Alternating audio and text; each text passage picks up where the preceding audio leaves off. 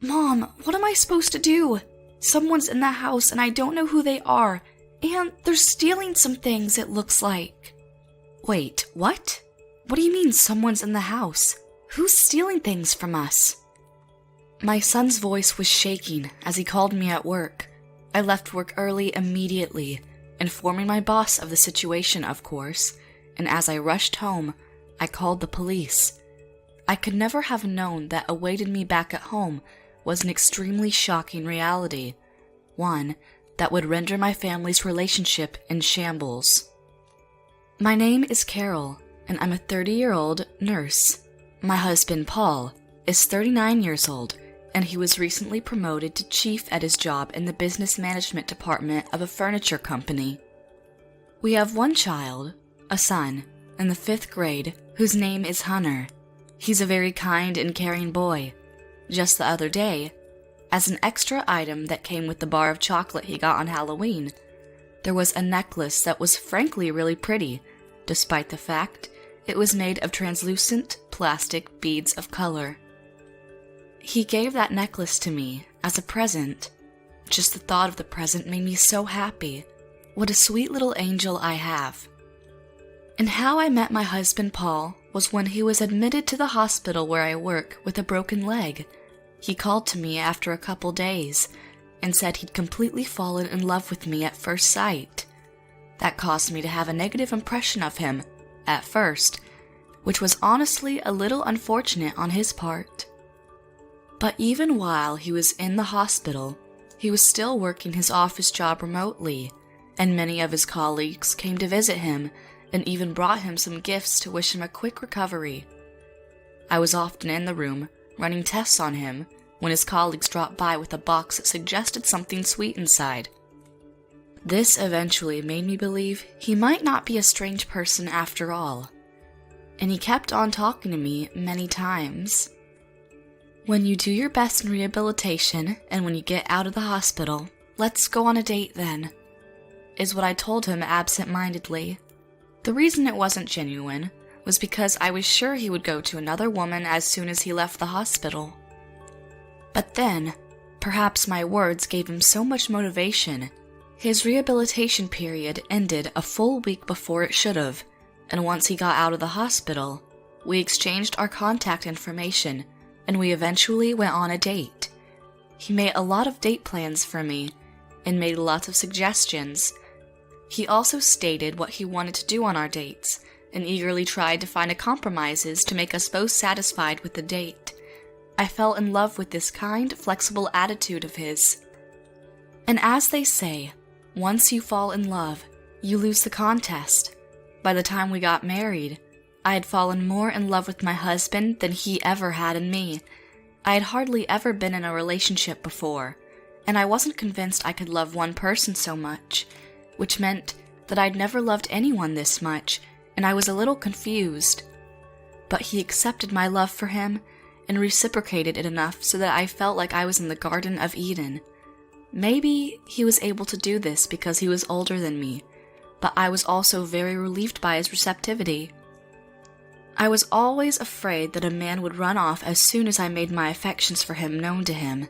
He made no such promises. On the contrary, he showered me with the love and attention I always hoped I would receive. Thanks to my husband's kindness, our married life was wonderful, and everything went really smoothly. And then when our son, Hunter, was born, I was living a truly happy life. It was tough raising a child while I was working, but I was able to take a good amount of maternal leave, and I was able to register him into daycare right when I returned to work. I think I was very blessed with a top-notch child-rearing environment. Because Paul is in charge of a lot of business, being section manager and all, he is under a lot of pressure, and I wonder if that pressure from work was sometimes too much. Because during busy times, sometimes he would complain to me and utter words of frustration and dissatisfaction. You have life easy when you're tired, don't you? You get maternity leave and you literally don't have to work to get paid, huh? He occasionally said something sarcastic like that, and to hear my husband say things that weren't exactly pleasant to hear as his wife made me a bit depressed. But when Hunter got a fever, for example, Paul would say, Well, thanks to you, even if my son gets a fever, I can work without worrying about him, because I know he's in good hands. If it weren't for you, I'd be too worried to get anything done during my job. Thanks for taking care of our kids, and for everything else you do around here. It depended on the moment. He had a different attitude at different times, but I told myself I had to support my husband, who is busy with his work, no matter what. That's what I grew to accept, his Dr. Jekyll and Mr. Hyde, the whole package. Because I had been living with him like this for so long, I was able to never really fret about what he said when he was in one of his bad moods. Perhaps Paul also got used to his job. His little outbursts of anger started to become less and less frequent, and we didn't have big fights anymore. But recently, my husband's job seemed to have been experiencing a dip in overall business performance, and it was struggling to get back in the green. My husband himself was in the middle of an important project that could get him promoted to section manager in a month or two. He was working more overtime than ever before, and he had more weekend sleepovers at the office, as well as business trips outside the city. When I work during the night, I have to leave my son with my parents, and Paul started to utter irritated sarcasm about it pretty often. Well, when you work at night, you get to sleep peacefully during the day, and you have your hospital shift at night. It's nice to be able to skip out on the childcare, I'm not trying to skip out on childcare. When I work nights, I sleep during the day. I wait until my son comes home. I sometimes go to my parents' house to pick him up. It's not always easy being at home all the time, you know? Yeah, whatever. See if I give a goddamn. The fact remains, I'm working my ass off every day, and do everything as hard as I can for the sake of my family. It's the same for me too, Paul. You know that's not true at all. I'm really jealous of people like you, making money by doing nothing all day long. That's what he tells me when he's in one of his moods. I'm also doing my best, just like he is, so it wasn't hard on me when he denied that truth. What in the world happened to Paul's kindness and his flexibility? Those were the reasons why I fell for him originally when we were still dating. Then, one day, I would have been on a day shift, but it just so happened that a nurse who had a night shift got sick and couldn't come in that day. I was suddenly assigned to the night shift. I thought I could rely on my husband to take care of him just for the night, but he responded that he was going to be late. I then decided to ask my parents for help, but that was also met with disappointment, for my parents were on a trip, which meant I couldn't leave Hunter with them. I was left in a state of panic. What should I do about Hunter? As I was thinking about it, Paul suddenly suggested an idea. Hey, buddy. What's the name of your good friend from school again? Was it Freddie? Frank, Dad. His name's Frank. Oh, yeah. Right. That's right. You'll never know until you ask him, but why don't you stay over at his place for the night? I think it's time that you do that sometimes now. Get a better taste of freedom, you know? Oh, can I, Mom? I want to go to Frank's house. I hope he won't be too much trouble. Don't worry about that. Want me to call them? Honey, do you know how to get in touch with Mr. Ng? I don't think you've ever met him before. Oh shit. Well, I totally forgot about that. I can't call them after all, looks like. I'll call him myself then. I did call Mr. Ng, Hunter's friend's father, after that, and he was happy to oblige. I was really glad he was so enthusiastic about it. Now, Hunter, sweetie, you be a good boy over there, okay? Remember to be polite. I will, Mom. I'm so excited. I was so glad Hunter was happy too, but the fact that Paul seemed the happiest of us all seemed pretty strange.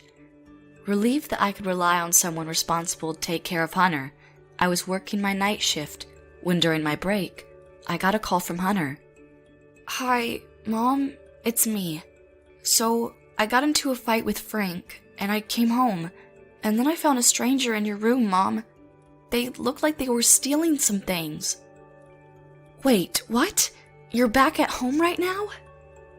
Yeah, I am. I got into a fight with Frank and went home. His mom didn't come home, and neither did his dad. I didn't have anyone to tell, so I thought going home was the best thing I could do. Oh, sweetheart, it's all right. You did the right thing. But enough about that. You're home alone right now? Yeah, Mom. I'm scared. Dad's not home yet?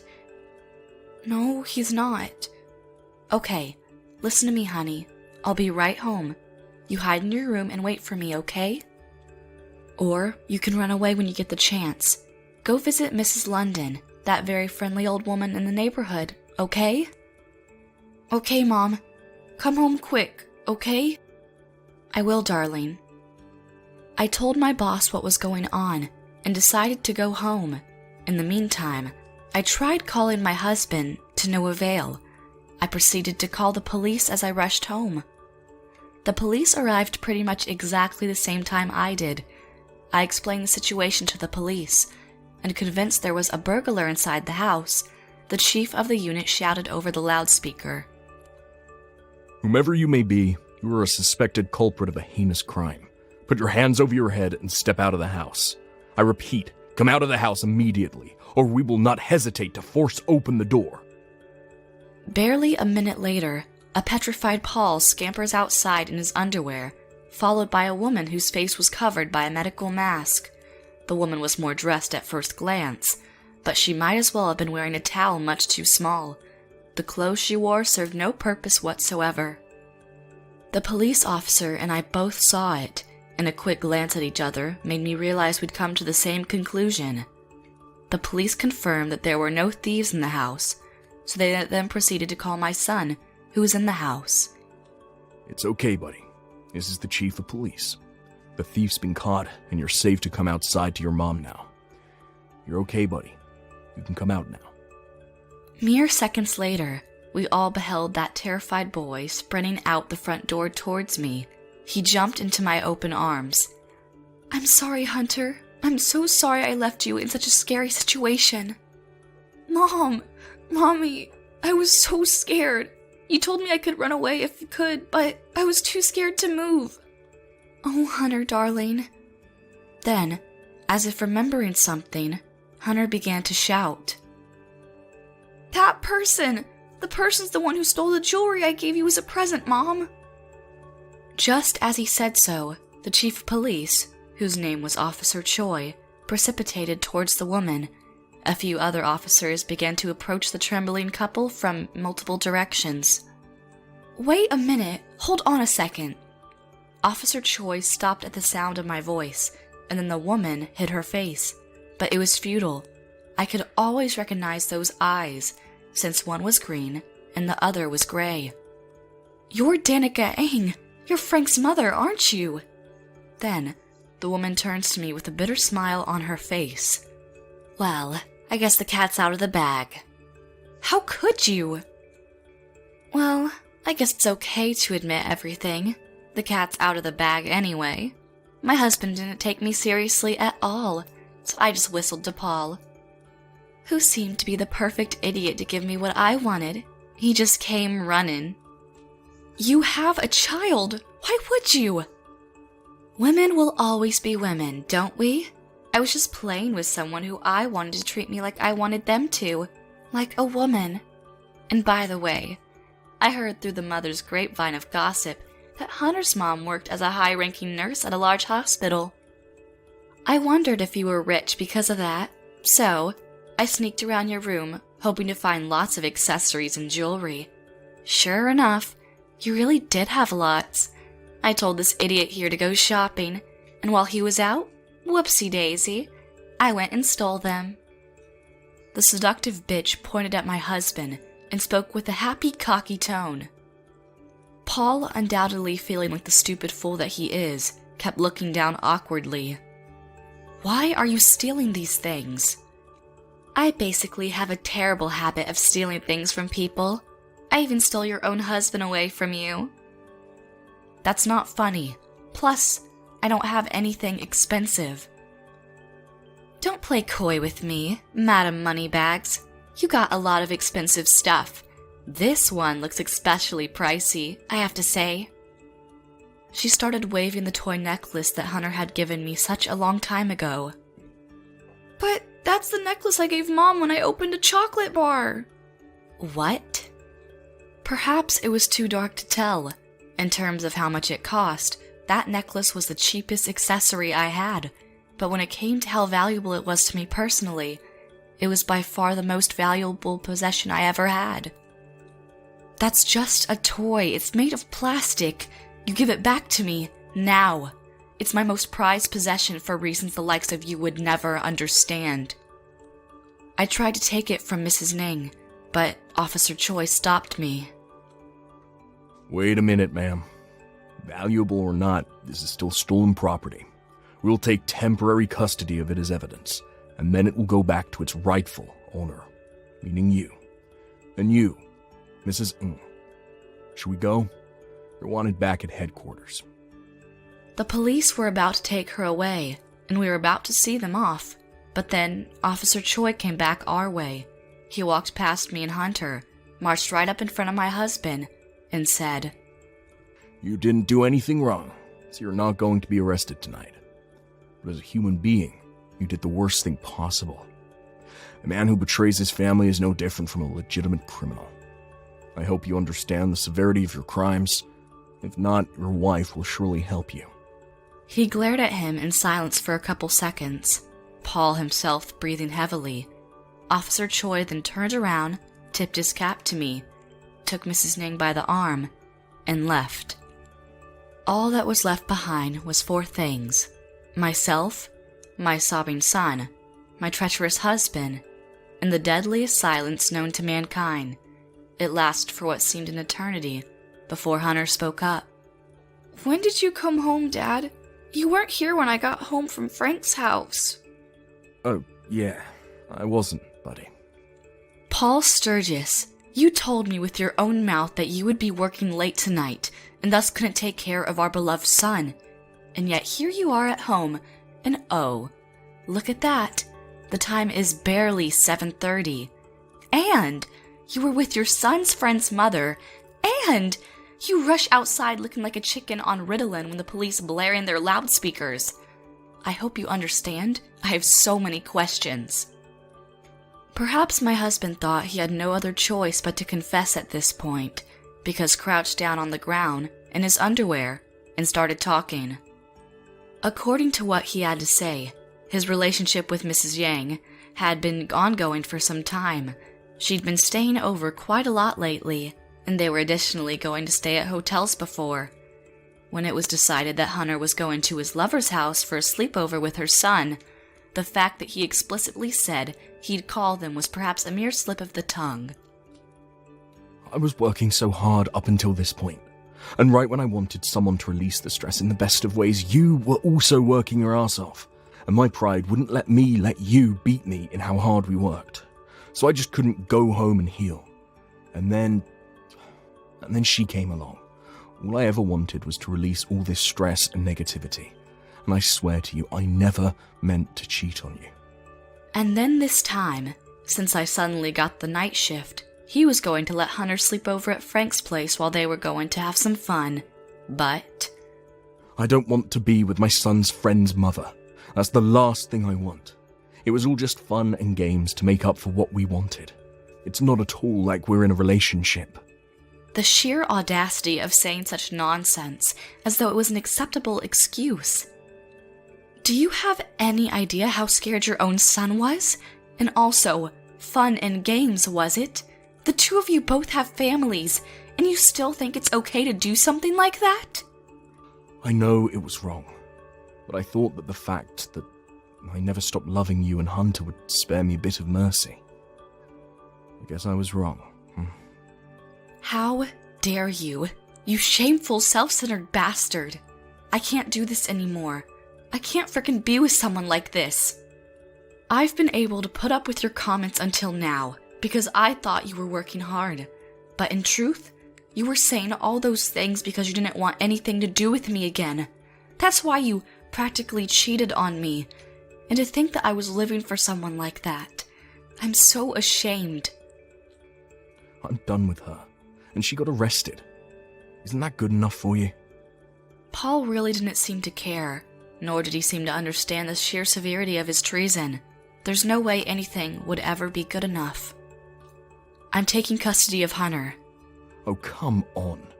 You don't mean to file for divorce now, do you? But of course I do. I'm not the one who's going to take care of your bullshit anymore. That will be my lawyer's job from now on, alright? But even Hunter would be better off with his father. Don't you think so, pal? This stranger of a man spoke to my darling son. Hunter looked at the man in a way I've never seen before, and said, "Hey, Dad, I remember one thing you told me a few years ago. You told me, and you made me memorize it. A man protects a woman, right?" That's right, buddy. Dad made a small mistake, but I promise you, I'm going to protect your mum from now on, okay? Pinky promise. She doesn't need you anymore. She has me now, and I'm going to protect her all by myself. You did your job now, it's my turn, and I don't want you to ruin it. And when he said that, the man put his hands on the ground and went limp with shock. Hunter and I walked away from the hollow shell that remained where stood what once was our beautiful family home. Then, Hunter grabbed my hand and stopped me. "I want to go say I'm sorry to Frank. Dad also caused him a lot of trouble anyway. I know you two had a fight, and it's very good of you to think you should apologize, but about Frank's mom, I will talk to his dad and work things out. That's going to be our business, so you don't have to worry about it, sweetheart." With that, we headed for Frank's house. Hunter apologized to Frank, and they made up, and then they went up to Frank's room. Once I confirmed that they were out of sight, I started to talk to Mr. Nang. "I'm sorry that my husband has reached out to your wife for his own selfish reasons, Mr. Nang. I don't know how you could ever forgive me." Oh, no, Carol, please, I'm the one who should be sorry. For letting Hunter go home alone. I've been working late way too often these days. And besides, I had been suspicious of her for quite some time. Actually, recently she's been telling me that her mother's been feeling under the weather and left the house empty so she could help take care of her. But just the other day, while my wife was away, my mother-in-law contacted me. I took the liberty of asking her if she was alright, to which she answered she never felt better. At that moment, I knew it was all a lie. And then, Mr. Ang had apparently hired a detective agency to collect any potential evidence that could ultimately conclusively ascertain if his wife was having an affair or not. And then the final straw came as a photograph of her going into a house and realized something far more devastating than he'd presumed.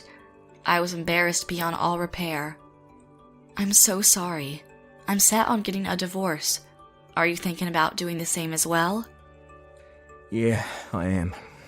I was about to send this letter to your husband with all the evidence against him included. I'll give it to you now. With this, I think it'll make your divorce more favourable for you in particular. I accepted the evidence, and I was surprised to see there was so much.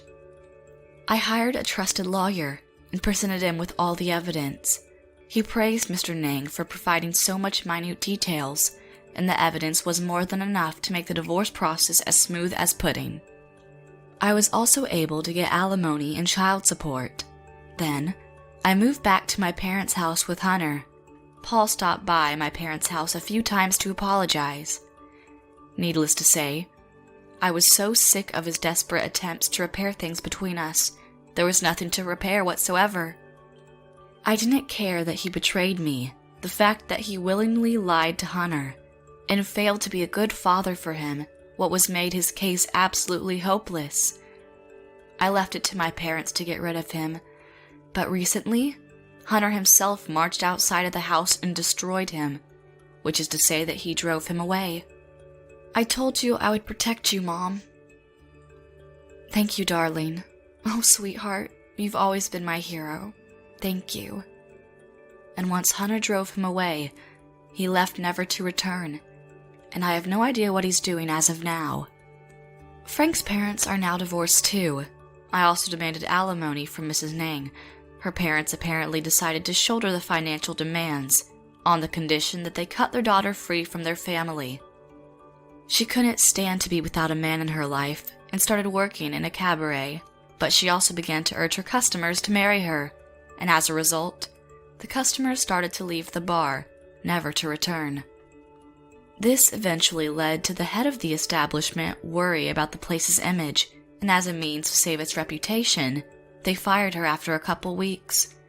I don't know what she's doing now, but I'm sure she's out there somewhere, probably looking for a man like that whore that she is. Pardon my language. In conclusion, I now live with my parents and with my darling son, Hunter. He is still the kindest soul known to man. He carries my stuff for me and folds the laundry for me to help. And my gosh, is he helping so much. I hope my son will continue to be this angel of a human being, and I'm going to do everything I can to support him in growing up to become a man that will make many girls swoon for him, and that will be in charge of his own happy, peaceful life. My job's going well, and with my parents around to help me out with the childcare, I believe this hope of mine will become a reality. Wish us luck!